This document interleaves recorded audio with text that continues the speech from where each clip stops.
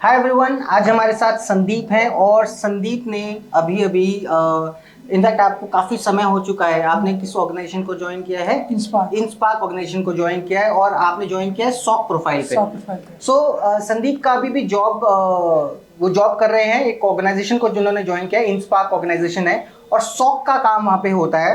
तो आज हम संदीप से समझेंगे कि संदीप की जर्नी क्या है साइबर सिक्योरिटी में। संदीप, कहाँ से आप आए हो और कैसे साइबर सिक्योरिटी का आपको लगा कि इसमें आपको करियर बनाना चाहिए? पहले तो अपने बारे में बता दो ऑडियंस को, लोगों को जो लोग फर्स्ट टाइम देख रहे हैं, अपने बारे में बताओ कि कहाँ से आया है। सर, मेरा नाम संदीप है। हाँ। एंड मैं अभी ग्रेजुएशन कर रहा हूँ मैं अपने सेकंड ईयर में हूँ, बी से कर रहा हूँ इग्नू से।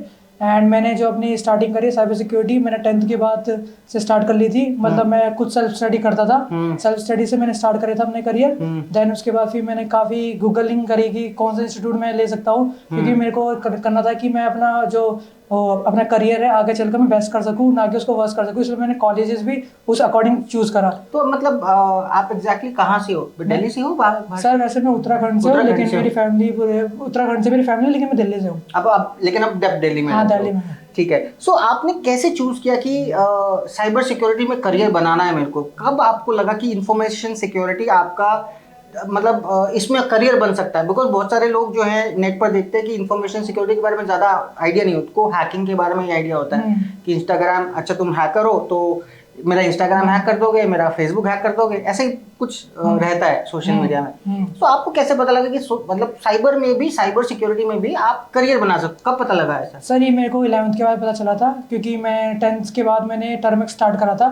टर्मेक्स में मैंने बेसिक अंडरस्टैंडिंग गेन करी थी वहाँ से, लिनक्स की। देन फिर मैंने और भी वीडियो देखी कि मैं अपनी नॉलेज को और गेन करने के लिए क्या कर सकता हूँ। देन फिर मैं नेटवर्किंग पे आया। देन नेटवर्किंग के मैंने अंडरस्टैंडिंग ली, फिर धीरे करके फिर मैंने पाइथन करी अपने एंड से। देन उसके बाद फिर मेरे को इंस्टीट्यूट के बारे में पता चला। देन मैंने इंस्टीट्यूट को ज्वाइन करके अपनी साइबर सिक्योरिटी की जर्नी स्टार्ट करी। अच्छा, तो आप जब ढूंढ रहे थे इंस्टीट्यूशन साइबर सिक्योरिटी में, तो आप क्या चूज कर रहे थे कि क्या आपको ऐसा क्या डिफरेंस लगा कि बाकियों में नहीं है और क्रो में, तभी आपने क्रो को ज्वाइन किया? सर, इसकी हाई रेटिंग भी बहुत काफ़ी थी उस टाइम पे गूगल पे। एंड इसमें जो मैंने मॉड्यूल्स देखे थे वो वर्थ इट थे मेरे लिए, जो मेरे को लगा। एंड देन उसका जो प्राइसिंग भी था वो मेरे मतलब मेरे अकॉर्डिंग था, उसके लिए फिट था। तो जब आप आए तो आपको पता था कि इस कोर्स के अंदर इतना कुछ है नहीं डेप्थ में कि आपको एडवांस पेन टेस्टिंग भी पढ़ने को मिलेगा, आपको वेब एप्लीकेशन भी? जब आपने शुरुआत में सोचा होगा कि करियर बनाना है, तो क्योंकि लोगों को पता नहीं होता कि करियर कैसे बनता है, सो आपको कैसे पता लगा, आपको कब नॉलेज आई कि ये भी ज़रूरी है, ये भी ज़रूरी है, ये भी ज़रूरी है? सर, ये तो मेरे को पहले नॉलेज नहीं थी कि इन चीज़ों की, लेकिन मैंने जैसे इंस्टीट्यूट ज्वाइन करा, जैसे जैसे मेरे मॉड्यूल बढ़ते गए वैसे वैसे मेरे को और चीज़ें लगी कि हाँ, अभी तो बहुत चीज़ रहती है काफ़ी सीखने के लिए। देन ऐसे ऐसे करके मैं फिर आगे करता गया। मैंने ये नहीं देखा कि मेरे को जाना क्या है। उस टाइम में मैं नॉलेज अपनी गेन बता भी, मैं अभी नॉलेज गेन कर जा रहा हूँ मैं। तो मैं बस ये था कि जो चीज़ें आ रही है उसको सीखते रहो और बढ़ते रहो बस। ओके, थोड़ा सा इंटरव्यू एक्सपीरियंस के बारे में पूछेंगे। आपने इंस्पार्क में जो इंटरव्यू दिया वो पहली बार में इंटरव्यू हो गया, या फिर आप मतलब और भी मल्टीपल आपने इंटरव्यूज दिए, या आप पहले इंटरव्यू में क्रैक कर लिया, या फिर और पहले भी, उससे पहले आप 3-4 और इंटरव्यूज दे चुके थे, या फर्स्ट, या कौन सा इंटरव्यू था ये आपका? सर, ये मेरा थर्ड इंटरव्यू था। मैंने फर्स्ट ओरानी में दिया था, जिसमें मैं डिजिटल फॉरेंसिक में लगा था। ठीक है। देन वहाँ पे उन्होंने मेरी लोकेशन चेंज करवा दी, तो जिस रीजन की वजह से फिर मेरी फैमिली भी नहीं थी, क्योंकि मेरी ग्रेजुएशन पे रहती थी। फिर उस रीजन की वजह से मैंने उसको नहीं करा। देन उसके बाद फिर मैंने ESEC 40 में दिया था। ESEC 40 में मेरा टेक्निकल राउंड क्लियर हो गए थे, लेकिन ग्रेजुएशन क्लियर ना होने की वजह से उन्होंने मेरे को नहीं रखा। देन उसके बाद फिर थर्ड मैंने इंस्पार्क में देखा। देन इंस्पार्क में मेरा सक्सेसफुली प्लेसमेंट हो गया। सो इंस्पार्क में किस डोमेन पे आप? Sir, sock analysis. सॉक के बारे में थोड़ा सा बताए लोगों को, जो अभी हमारी ऑडियंस है, हमारे जो बच्चे हैं, उनको सॉक के बारे में बताए। क्या मतलब सॉक में क्या करते हैं और क्यों ज़रूरी है सॉक? थोड़ा सा आप आइडिया दीजिए ताकि वो भी सॉक के लिए प्रिपेयर कर सकें। सॉक हमारा, जैसे इसकी फुल फॉर्म होती है security operation center. And then इसके अंदर काफ़ी चीज़ें होती है, जैसे लाइक डिजिटल फॉरेंसिक्स की एक्टिविटी हो गई, जैसे लॉग एनालिसिस हो गया। एंड इसमें सॉक में आने से पहले आपको अंडरस्टैंडिंग बेसिक तो होनी चाहिए नेटवर्किंग की, लाइनेक्स की, डिजिटल फॉरेंसिक की, एंड अटैक्स की भी। अगर आपको अटैक पैटर्न ही नहीं पता लॉग्स के अंदर कैसे आ रहा है, देन आपका मतलब करियर बन ही नहीं सकता। और आपको इसमें डेली अपडेट रहना पड़ेगा। कुछ नहीं पता कि कब क्या हो जाए लॉग्स के अंदर। देन इस रीज़न की वजह से तो करना चाहिए। ओके, मतलब ये मेन ऑब्जेक्टिव है कि सॉक में अगर आप जाना चाहते हो तो आपको डिटेल पता होना चाहिए अटैक्स कैसे काम करते हैं और उसको किस तरह से बेसिकली मिटिगेट किया जा सकता है, बेसिकली आप रोक सकते हो।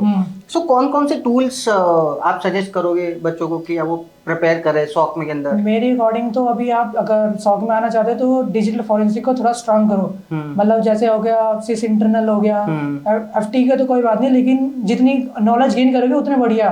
कोई एक टूल नहीं है, टूल काफ़ी है मार्केट में, वो आप पे डिपेंड करता है आप कैसे उसको अपने को अचीव करते हो उन चीज़ों को, उसके अंदर की गेन को। ठीक है। सो आपको थोड़ा सा मुझे ये भी बताना, जैसे अपने इंस्पार्क में इंटरव्यू दिया, इससे पहले कैसे आपने प्रिपरेशन किया कि इंटरव्यू के अंदर कॉन्फिडेंस आपका फर्स्ट इंटरव्यू में कैसा लगा आपको? मतलब डर था या नहीं था, या सेकंड इंटरव्यू में डर था या थर्ड में डर था, ऐसा मतलब क्या आपके अंदर उस समय पे क्या चल रहा था जब आपने पहला इंटरव्यू दिया? स्टार्टिंग में तो मेरे को लगा था, डर सा लग रहा था कि भाई क्या हो रहा है, क्योंकि मैंने कभी एक्सपीरियंस नहीं करा था उस चीज़ को। देन फिर मैंने प्लेसमेंट सेल्स के थ्रू मैंने देखी थी चीज़ें, काफ़ी उन्होंने डिफाइन करी कि क्या क्या करना चाहिए, कैसा रहना चाहिए बिहेवियर अपना। तो फिर उसकी वजह से फिर मैंने काफ़ी सेकंड एंड थर्ड मैंने इजीली करा अपना। मतलब कॉन्फिडेंस आ गया था सेकंड थर्ड में। मतलब क्या होता था इस तरह के इंटरव्यू सेशंस के अंदर? जैसे आपको थोड़ा सा बताओ बच्चों को, मुझे तो पता है, थोड़ा सा स्टूडेंट्स के बारे में बताओ कि क्या आपने किया, क्या आपको थोड़ा क्या आपको एक्चुअली में हेल्प किया कॉन्फिडेंस बढ़ाने में, कुछ करने में, क्या आपको हेल्प किया? यही है कि बस यही सजेशन है, हर कोई भी देता है, मिरर के सामने अपने आप को चीजें बोलो। ये कुछ किया था ये, हाँ ये तो परफॉर्म करा था मैंने। ये मैंने ज्यादा तो नहीं लेकिन परफॉर्म तो किया था जरूर। और अपनी जो वॉइस रिकॉर्ड है उसको करते रहो, देखते रहो कि तुम बोल क्या रहे हो पहले। अगर वॉइस क्या एक्चुअली में होता है, आपने किया था ये? हाँ ये परफॉर्म किया था मैंने, ये स्टार्टिंग डेज में करा था।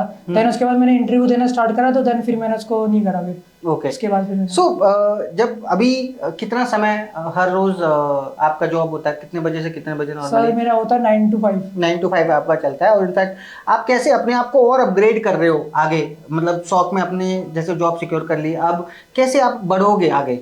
क्या आपको क्या लगता है कि अब आगे नेक्स्ट क्या करना है? कैसे आपको अपने आप को और अपग्रेड करना है? कुछ प्लान है, कोई रोड मैप आपने सोचा? जी सर मेरा तो एट द एंड अभी तो फिलहाल के लिए यही है, मेरे को सीसा लेवल तक करना है। देन मैं अपने जो करियर स्टार्ट कर रहा हूँ वो L1 L2 L3 से कर रहा हूँ, क्योंकि जिस ऑर्गेनाइजेशन में काम कर रहा हूँ वो 3 वर्क करा रहा है। तो मेरे को लगा कि मेरे काफी बेनिफिट है अगर मैं इस ऑर्गेनाइजेशन में आऊंगा। देन इसी रीजन की वजह से मैं इस ऑर्गेनाइजेशन में आया। यहाँ पे मैं अपनी नॉलेज गेन कर रहा हूँ जितनी कर सकता हूँ। कितने भी ईयर लग जाए, मेरे को 1 ईयर लग जाए, 2 ईयर 3 ईयर, तो मेरा ये है कि 5 ईयर के अंदर मेरे को सीसा एग्जाम दे के क्रैक करना है। ठीक है, मतलब आप ऑडिटर लेवल तक जाना चाह रहे हो कि सीसा। और लेकिन सीसा तो अल्टीमेट हो गया, मतलब इसके बाद जैसे अभी शॉक में किया, तो अब नेक्स्ट क्या है, नेक्स्ट क्या करने वाले? इसके बाद सर शॉक में तो अभी मेरे L1 L2 L3 है। अब अगर मैं किसी और दूसरे ऑर्गेनाइजेशन में जाता तो वहाँ मेरे को L1 पे रखते, देन मेरा नेक्स्ट स्टेज होता है L2। लेकिन यहाँ मेरे को तीनों सब आपको करने को मिल रहा है। ये सब मेरे को मिल रहा है करने को। देन मेरा अभी तो अल्टीमेट गोल वही है, लेकिन अगर मेरे को कभी आगे चले तो मैं इंसिडेंट रिस्पॉन्स या थ्रेट हंटिंग के अंदर ही जाऊंगा। ओके, एक एक करके स्टेप डेवलप करूंगा अपने। ठीक है। सो अभी का मेन ऑब्जेक्टिव, जैसे आपने प्लेसमेंट आपका हुआ और उसके बाद अब धीरे धीरे करके आप अपना, जैसे आपको एंट्री तो मिल गई डोमेन के अंदर, अब आप मेहनत करोगे, धीरे धीरे करके आपका एक्सपीरियंस काउंट होता रहे और धीरे धीरे आप अपने आप को अपग्रेड करोगे। सो अल्टीमेटली आप अपने आप को 5 साल बाद एज अ ऑडिटर देख रहे हो? जी सर मैं तो देख रहा हूँ, लेकिन मेरा यही है कि जब तक पढ़ते रहो, जब तक तुम्हारी लिमिट नहीं है। तो लिमिट से अभी जैसे जॉब लगी हुई है तो कैसे पढ़ते हो, कितना समय अभी दे रहे हो? अभी तो मेरी ट्रेनिंग ही चल रही है। ट्रेनिंग में था मैं जिस पीरियड में, उस टाइम तो मैं घर पे बहुत ही कम पढ़ता था।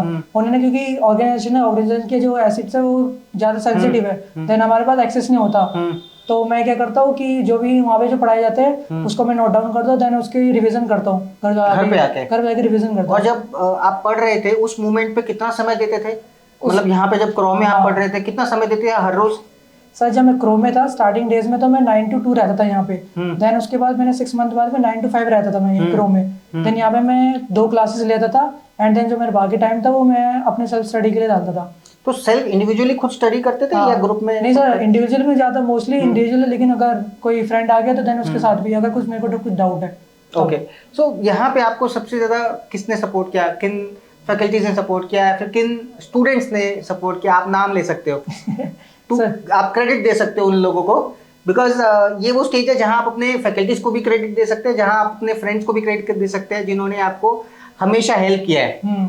सर मेरे को सही बताता हूँ, मेरे को शौक के बारे में स्टार्टिंग में कुछ नहीं पता था। मेरे पास साइबर सिक्योरिटी पता था, वीएपीटी पता था कि कुछ होता है, लेकिन मेरे को शौक के बारे में कुछ नहीं पता था। जो मेरे को शौक के बारे में बताया वो हमारे गौरव सर थे एंड पॉइंट के, जिन्होंने मेरे को बताया था कि शौक में कुछ होता है।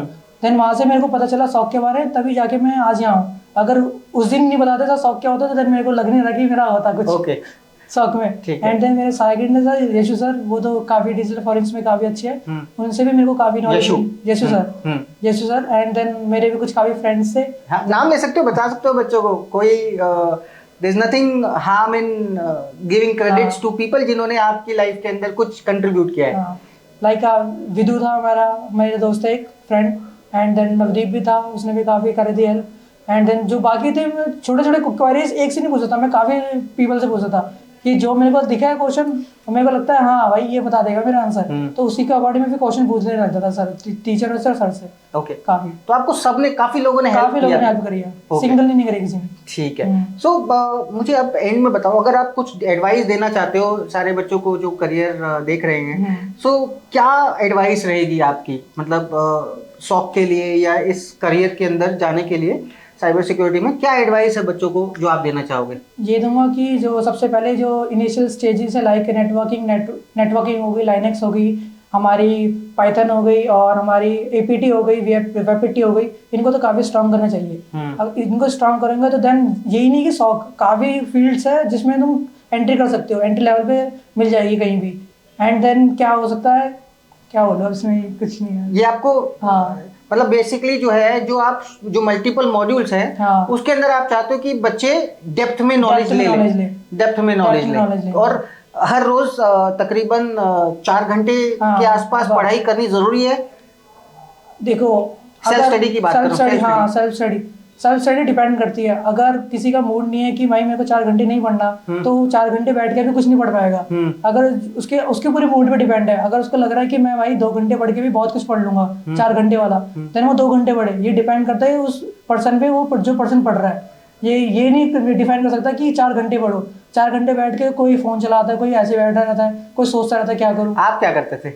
मैं सर सही बता रहा हूँ, स्टार्टिंग में तो मेरा भी ऐसे हाल था, लेकिन फिर धीरे धीरे करके फिर मैंने भी देखा कि करना चाहिए कुछ ना कुछ, करियर में डेवलप करना है, प्लेसमेंट लेनी है, तो फिर मैं धीरे धीरे करके ये चीजें सुधारी, देन फिर यहीं आई हूँ। सो अल्टीमेटली इम्प्रूवमेंट आपने दिखाया अपने अंदर। स्टार्टिंग में जब स्टूडेंट आते हैं तो डेफिनेटली बहुत एज वो होती है। आपकी करंट एज क्या है? मेरी 19। सो आप देख लीजिए, 19 year old, secured a job in sock.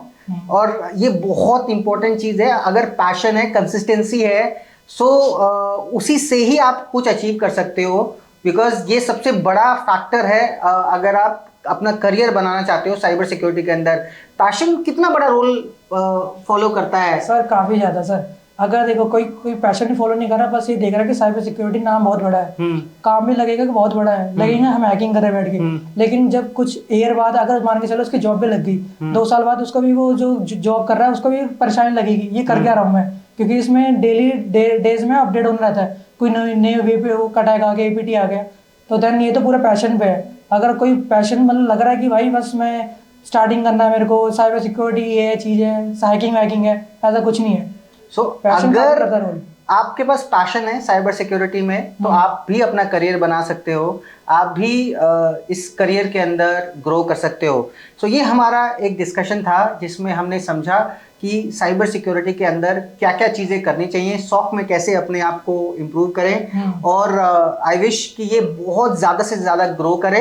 And congratulations, we wish कि आप ज़्यादा से ज़्यादा ग्रो करो, और जी सर, जितना भी आपको मैक्सिमम आपने जो चीज़ सोची है वो आप अचीव कर सकते हो। Thank you, we wish best of luck. अगर आपने अभी तक वीडियो को लाइक किया है, लाइक नहीं किया है, तो प्लीज़ वीडियो को लाइक कर दीजिए।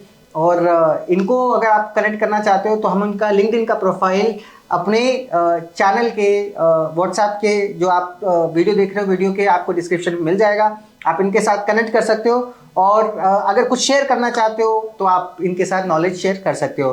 So thank you everyone.